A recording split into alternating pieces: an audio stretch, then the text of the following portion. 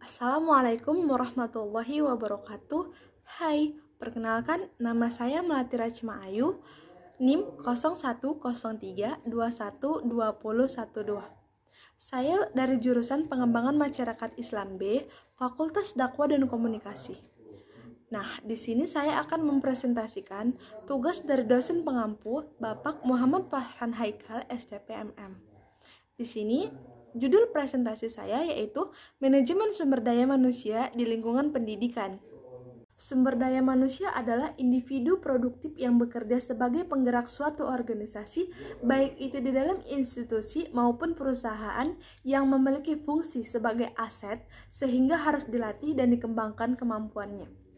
Manajemen sumber daya manusia di lingkungan tenaga pendidik dan kependidikan dapat melaksanakan tugasnya dengan baik sehingga dapat mencapai tujuan individu, tujuan fungsional, tujuan organisasi, dan tujuan masyarakat. Menurut Undang-Undang Republik Indonesia Nomor 20 Tahun 2003, sumber daya pendidikan adalah segala sesuatu yang dipergunakan dalam penyelenggaraan pendidikan yang meliputi tenaga kependidikan, masyarakat, dana, sarana, dan prasarana.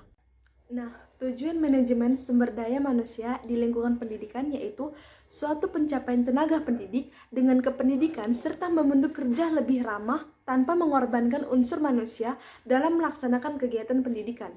Jadi, kesimpulannya ialah bahwa manajemen sumber daya manusia dalam lingkup pendidikan memiliki peran yang sangat penting bagi tenaga pendidik dengan kependidikan yang berada di sekolah agar tercapai tujuan individu, fungsional, organisasi, dan tujuan masyarakat dapat tercapai secara maksimal.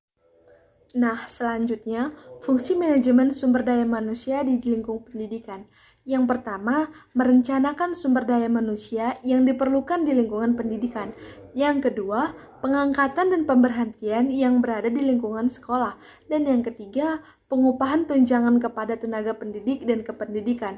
Dan yang keempat, menilai dan mengembangkan kinerja karyawan yang ada di lembaga pendidikan. Yang kelima, memberikan kesempatan dalam pelatihan yang bertujuan mengembangkan suatu sekolah. Dan yang keenam, keselamatan dan kesehatan kerja. Ternyata, sumber daya manusia di lingkungan pendidikan juga memiliki peran, yaitu yang pertama, peran administrasi, peran operasional, dan peran strategis.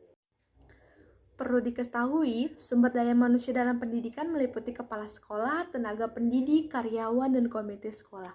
Tugas dan manajemen sumber daya manusia pada dasarnya adalah mengelola unsur manusia dengan segenap potensi yang dimiliki seefektif dan seefisien mungkin guna mencapai tujuan pendidik sesuai aturannya.